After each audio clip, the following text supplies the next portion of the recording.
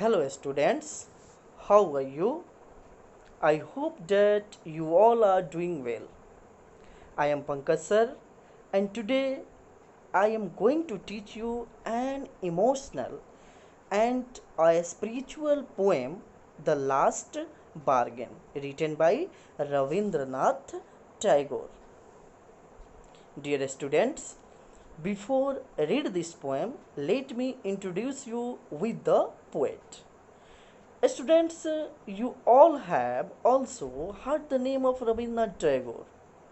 He was born on 7th May 1861 in a well-known Tagore family of Bengal. Dear students, he reshaped Bengali literature and music as well as Indian art with contextual modernism in the late 19th and early 20th century. His novels, stories, songs, dance dramas, and essays spoke to topics political and personal. He founded a school at Santiniketan in West Bengal, which later expanded into an international university known as the Vishwa Bharati. His notable works are Gitanjali, Manshi, Ravindra Sangeet, and he is also the author of India's national anthem Jana Gana Mana. Dear students, you know Rabindranath Tagore was also awarded by Nobel Prize. Now let's see the poem and its line by line explanation. The last bargain. A bargain is an agreement in which both parties promise to do something for each other. जैसा कि आप जानते हैं, bargain एक प्रकार का समझौता होता है जिसमें दो लोगों के बीच एक समझौता होता है जिसमें दोनों व्यक्ति एक दूसरे के लिए कुछ करना चाहते हैं. Someone is looking for work, waiting to be hired. कोई व्यक्ति है इस कविता में जो काम ढूंढ रहा है, अपने आप को किराए पे रखना चाहता है.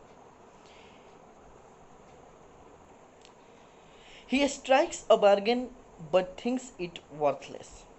वह एक बार समझौता करता है लेकिन वह बेकार चला जाता है. He tries twice. वह दो बार प्रयास करता है. Again but doesn't like either. लेकिन इस बार भी वह बिल्कुल पहले ही जैसा होता है. Finally, in the last bargain, when he is hired for nothing whatever, he is happy as never before. और अंत में जब वह अपने आप को काम पे रखता है तो इस बार का जो समझौता होता है वह बिल्कुल बिना किसी चीज़ से होता है, बिना पैसे के होता है, बिना पावर के होता है, लेकिन फिर भी वह इंसान पहले से बहुत ज़्यादा खुश होता है. What is the bargain and why is it the best? आखिर ये समझौता कैसा होता है और यह क्यों सबसे अच्छा होता है, आइए इस कविता में हम देखते हैं.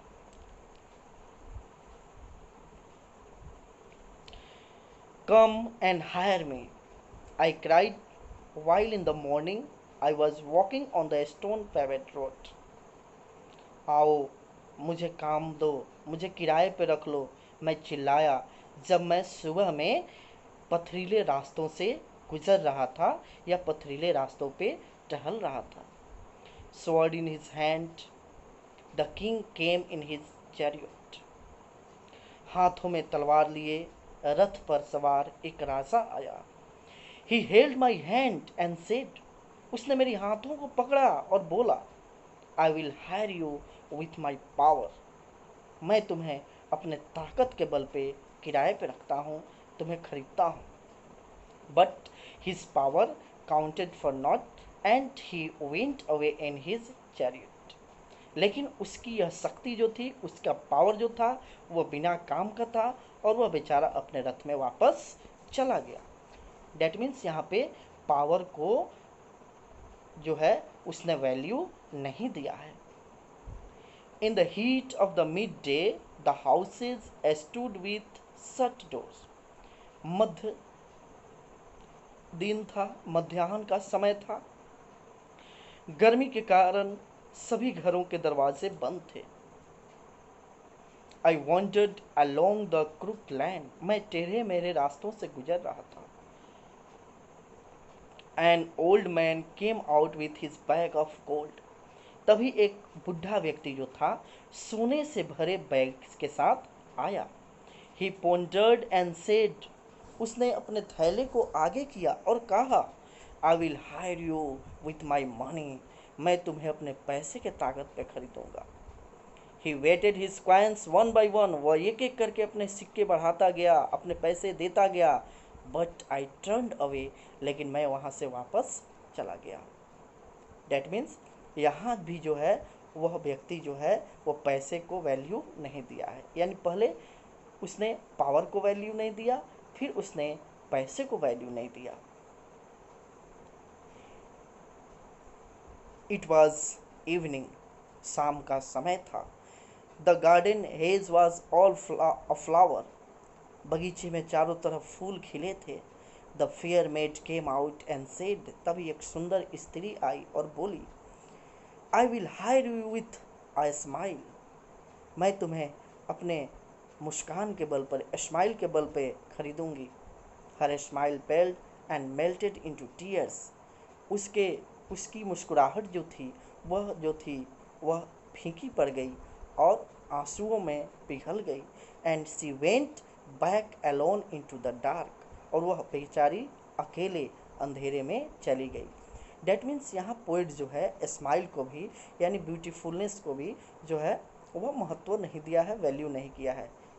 यह जो है जैसा कि आप जानते हैं smile is short living, power is also short living, money is also short living. इसीलिए यहाँ पे जो लेखक है वो तीनों चीज़ों को क्या किया है, वैल्यू नहीं दिया है। The sun glisten on the sand and the sea waves broke waywardly, शाम का समय जो था, जिस समय सूर्य जो था रेत पर चमक रहा था और समुद्री लहरें आगे की तरफ बढ़ रही थी।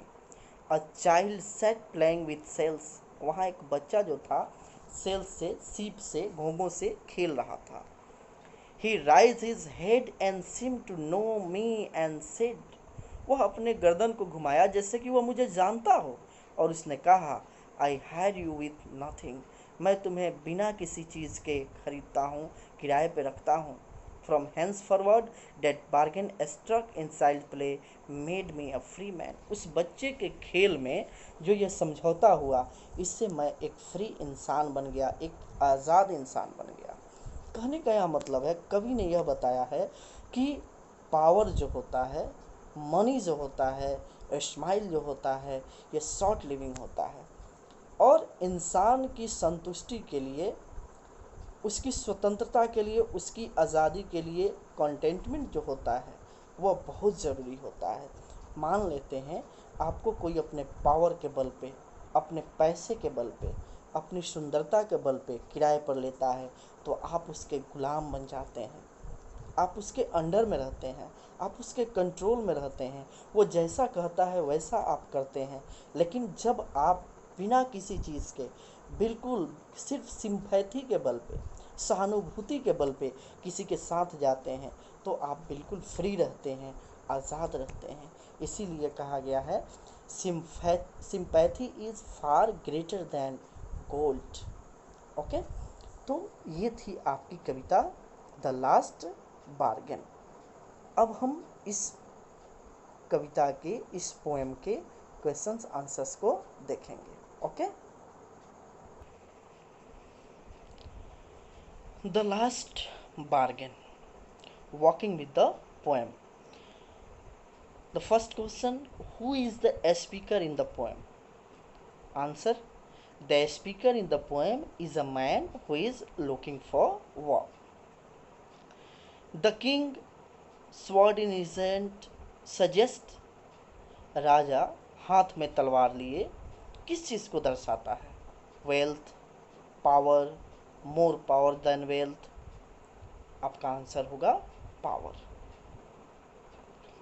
The old man offered the speaker a lot of money. Why did he turn down the offer? यहाँ पे उस बुजुर्ग व्यक्ति ने, बूढ़े व्यक्ति ने स्पीकर को यानी पोएट को पैसे का महत्व बताया, पैसे दिखाया, लेकिन उसने इस ऑफर को क्यों ठुकरा दिया?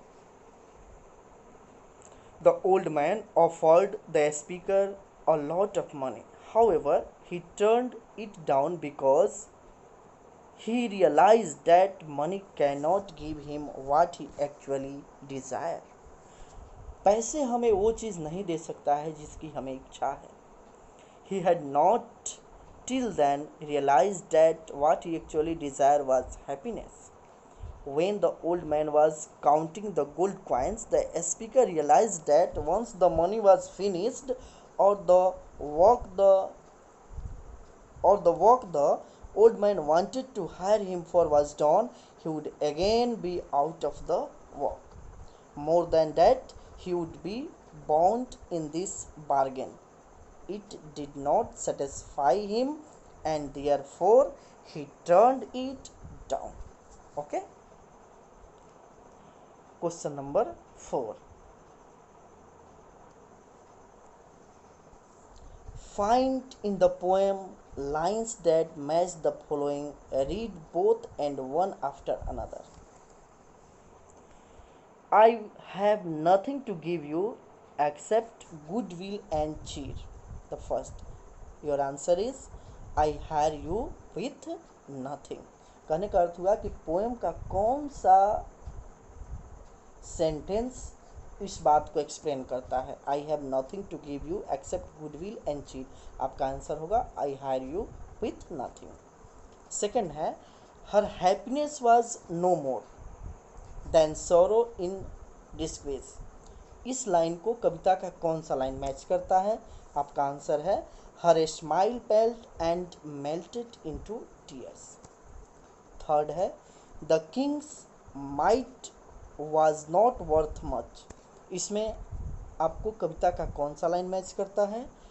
होगा आंसर है but his power counted for none.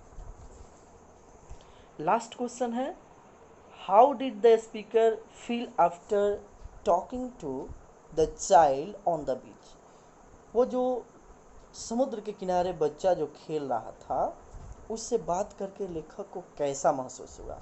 आपका आंसर है after talking to the child on the beach the speaker felt extremely happy. यानी बच्चे से बात करके लेखक बहुत ही प्रसन्न हुआ. ठीक है, तो ये था आपका question answer. I hope you understand this poem. If you have any complain right me on my comment box. I will solve all your problems and I also learn from your suggestion. Please subscribe my channel. Okay, that's all.